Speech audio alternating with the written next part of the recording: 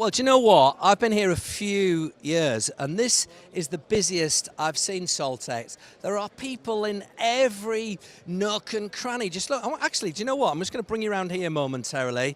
There's people catching up, networking, obviously a huge, important part of Saltex. Everybody looking at the various companies that are here exhibiting. And I've come to the IOG stand itself. My first question to Karen Maxwell is going to be, what's your job title? When I tried this off camera a couple of seconds ago, you were struggling. So are you any clearer about what you actually do? Head of Business Development and Communications. Okay. So this is the central hub of the whole of Saltex. What have you got going on here on the IOG stand? We've got so much going on. We're a membership organisation, so we're offering all our services to members. So we've How many members? What would you have? We've got around 3,500 fully signed up members, 14,000 e-members. And we're expecting around 8,000 people at this show within the next couple of days, today and tomorrow. Some are members, some aren't, but they all work within the industry. And actually, as a general question, can you get a feel for how long-standing members, might be quite dyed-in-the-wool grounds people, are having to embrace new technology? Because technology is the one thing that's sort of staring you in the face at this Saltex. Yeah, I think there are a few of our members who actually, for us, for the IOG, we're actually engaging with them in the written word rather than on social media, but more and more are coming on board. So, for example, we've got about 8,000 followers on Twitter now, and so that's our way of getting a lot of information out there. And absolutely, they need to come to a show like this because it's full of innovation, new products, new ideas, new services, and this is the place where they come to learn. And when they're here, they get their CPD points as well. So that shows that they're continually learning and continually progressing in their career. Yeah, and it takes a little leap of faith to buy into all the new technology, because when we hear words like this will save man hours, some might see it as a threat to jobs, others will see it that they can get home a bit earlier to go and see their missus if they want to. Yeah, I mean, it depends what type of work they're in. If you're in a professional environment and you've got, if you've got a huge amount of pictures to cover, then absolutely they need the most up-to-date technology because that saves them time and money. But there's also plenty over here for the grassroots and the community clubs as well. For the volunteers and some of the smaller grounds teams. So there's something here for everybody. Now listen, if I just pull round here a little bit with you, we've had a little bit of now this is new, isn't it? What have we got going on over here? Well, we just thought that we'd show our services off by having them highlighted rather than people coming over to the stand and asking for information. We've got it all here for them. So we have a job clinic here with Frank, and that will cover, he'll cover interview techniques and CV writing and active job search. We've got getting into groundsmanship, which has been really busy today because young people that are thinking that they'd like to become groundsmen and how to get involved in the industry. Our young board here, we've got 10 of them here today, and all of them work at, from grassroots up to professional, sports clubs such as Wembley, Southampton, Fulham, So these are young guys and girls who've reached the top of their, absolutely. Well, maybe not the top of their profession, but they've they're reached getting up there. some important and they've got job lots roles to share, and they're here specifically to promote, careers to young people who would like to work outside, are interested in horticulture and love sport.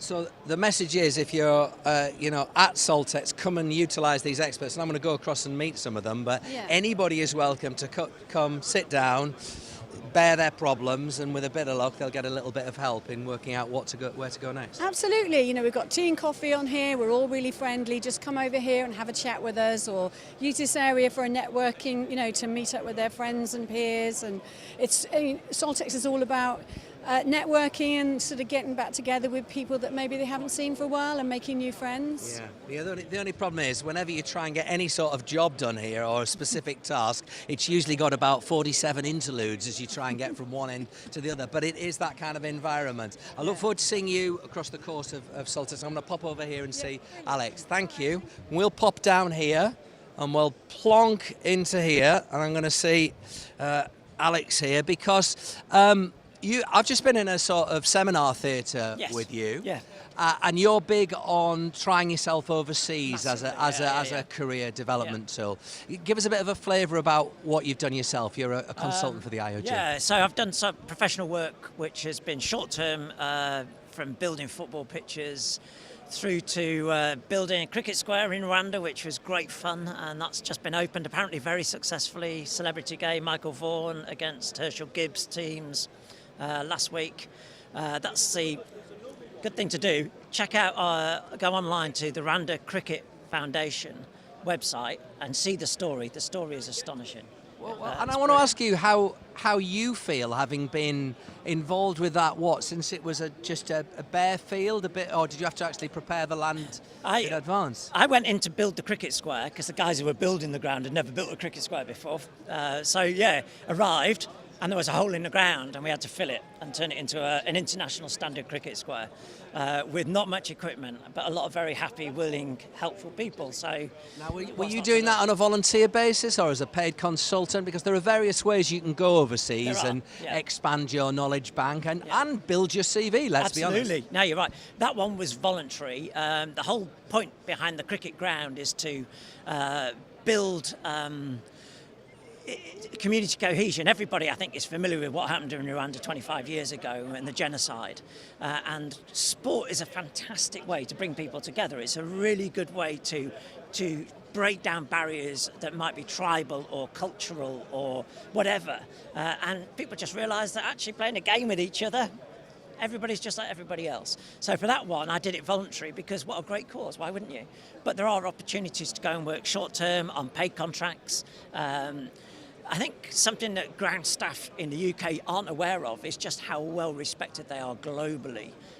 People often view UK ground staff as being world leaders, particularly in football, in things like cricket, bespoke stuff. So, having a job here, being UK based, you have skills that people want, and so why not make the most of that if you've got that desire to do it. And we should stress as well, you've been quite plucky in the story that you've told us about Rwanda, but there are sort of more introductory overseas markets. You could go English speaking, you could go the States is an obvious one, Australia, you could go that route. Yeah, and I think that's what most people do. And I would say that if you're interested in doing this, the easiest way to do it would be to get on an exchange program into the States, either through your work if you're able to, or the Ohio State University have got a fantastic program. And that is a good way. It's like dip your toe in. It's for 6 months, a year, all looked after pretty much, and that'll give you a good feel for whether you can do it. And then if you really, if you want to go a little bit further afield, slightly more exotic, then give that a go. Do some travelling, go on a holiday, see what you think of a place, check it out, and then if you like it, go for it. That'd be my advice. Just go for it. Thank you very much for talking to us. Alex is here. If you want to talk to him, get a little bit of advice, pop to this area. Diane's a little bit busy at the moment, running through some qualifications or something with this gentleman here. Charlie, hello. Nice to see you. How's it going? Young board of directors. Yes. Now, just tell us, how long has this been going, and what do you get as part of it? So I'm very new to the young board of directors. Basically came into this year. What they try and work to do is work with school leavers and people sort of are quite young in the industry, and get them networking with other people in the industry and work so how they can improve the industry and get our services and sports services to a better level, really. And I guess if we have an archetypal image of a groundsman, Yeah. I'm sorry to stereotype folks, but we might have of an older person, perhaps quite set in their ways and some quite traditional methods. But with you guys doing this, it's a clear message that this is a career for young people as well. Oh, definitely. Yeah, definitely. Well, I don't want to archetype too much, being ginger, you know. You didn't expect me working outside, but no. I was trying not to mention it, but thanks for getting that one away. No, it is. There's a lot of young people, and I think this is what's great about the Young Board, is you get to meet people in like-minded situations and you're in the working environment and the professional turf care environment, which are sharing the same experiences and also sharing the knowledge. And really, that's what we're trying to sort of promote, is a network amongst those who are in the younger end of their career, to network and meet people who are of a like mind. And because you've grown up in an age of technology, are more likely to embrace the huge amount of change that's going on in this industry at the moment. Definitely, as well. definitely. I think social media and what John Ledwood's just done at Leicester's a big example of that. I think the access of information is so easy now with technology, and then also what's happening sort of with the chemicals and the appliances of the chemicals and other things with the technology with grounds care equipment. It's an exciting time to be in the industry, and it's an exciting time to be part of it. So the best thing what I could say is if you are a young person looking forward to get involved in networking in there, come and join us at the hub, give us your details, and we can give you all the information about any sort of activities and other things that we have going on with the Young Board. And I guess there's a wonderful strata of mentoring as well amongst all of you, which is you're young into it. Maybe somebody like the chairman might have been here a little bit longer, and you're all there in a supportive way. If you've got a problem, where do you work? Sorry. So I'm a grounds person at rugby school.